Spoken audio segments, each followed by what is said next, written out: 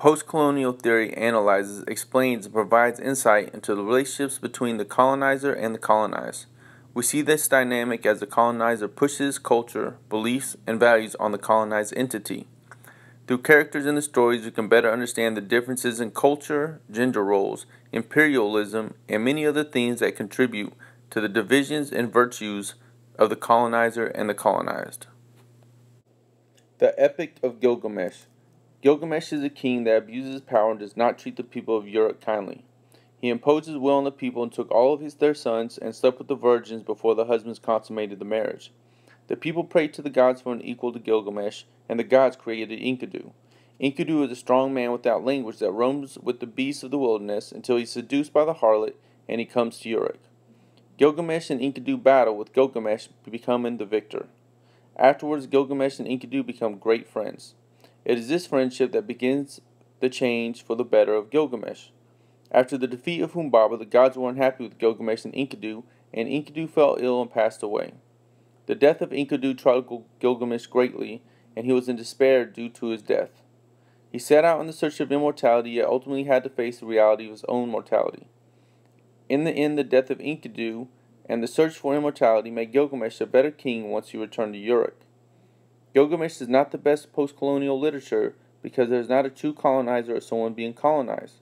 Some could argue that the transformation of Enkidu from a beast-like being to a refined man with language is attributed to Gilgamesh's forcing of his culture and language upon him.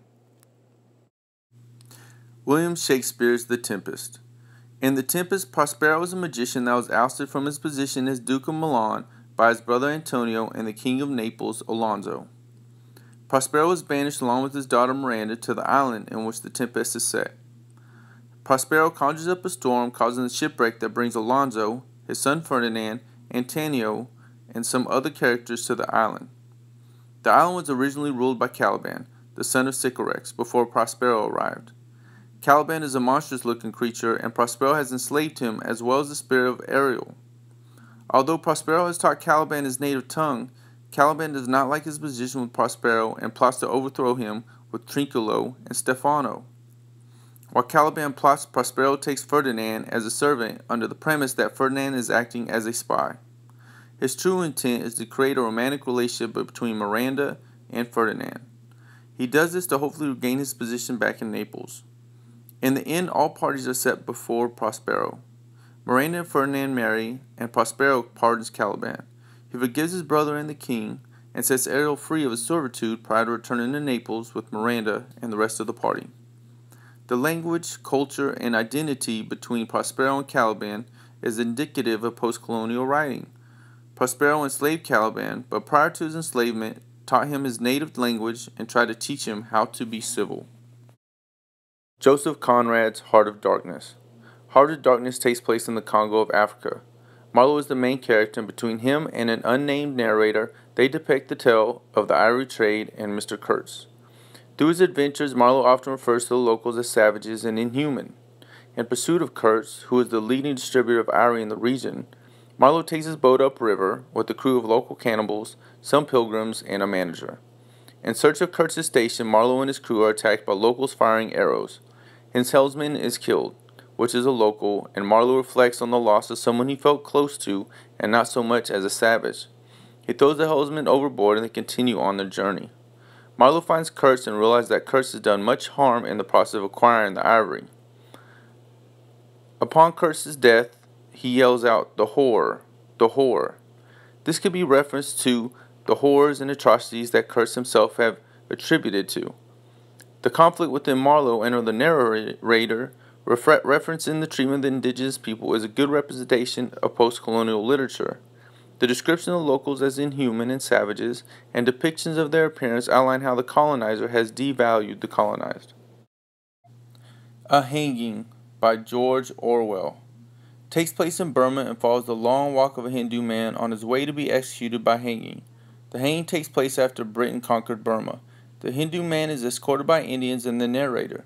The narrator seems to be taken aback when he realizes that they are about to take the life of a perfectly healthy man by stating, "When I saw the prisoner step aside to avoid the puddle, I saw the mystery, the unspeakable wrongness of cutting a life short when it is in full tide." The Hindu is hung and the story seems dreary, Yet shortly afterward, the men associated with the hanging are able to go about their lives laughing as if nothing occurred. Although we do not know the reason behind the hanging, we can easily see how the value of the lives of the locals is not valued. The colonization of Burma by the British is easily interpreted. The First Party by Atia Hossain. The first party is from the viewpoint of an Indian woman attending an English party with her husband. She's steeped in her customs and traditions and is not comfortable with behaviors and attire of the women that are at the party. This is a great angle on how cultural beliefs and values can cause us to judge quickly and build resentment. As the party goes on, she becomes unhappy with her husband as he asks her to dance. She believes that women should be clothed a certain way and have a higher moral compass. She holds herself to a higher esteem, and she felt that the people at the party were assaulting her morals with their vocal dancing and scantily clad bodies. It is easy to understand that both cultures have different moral compasses and that the wife felt that she embodied what a woman should represent more than the hussies that surrounded her. The White Man's Burden, The United States and the Philippine Islands by Rudyard Kipling. The poem makes an attempt to accentuate that it is a burden on the white man to change the Filipino people. The Filipinos are viewed as sullen people, half dead and half child, and it is the colonizing United States that must sacrifice to make the Filipinos better by converting them to their culture. It is a representation of how the colonizer may feel as if they are aiding the colonized by converting them to their way of living. The Patriot by Nissim Ezekiel. Ezekiel is questioning the way the world is headed. He believes that ancient Indian wisdom is the best solution and that is the right direction to follow. He questions the action of his people, the violence and the wine drinking. He highlights the behavior of China and Pakistan and believes that Ram Raya will be coming.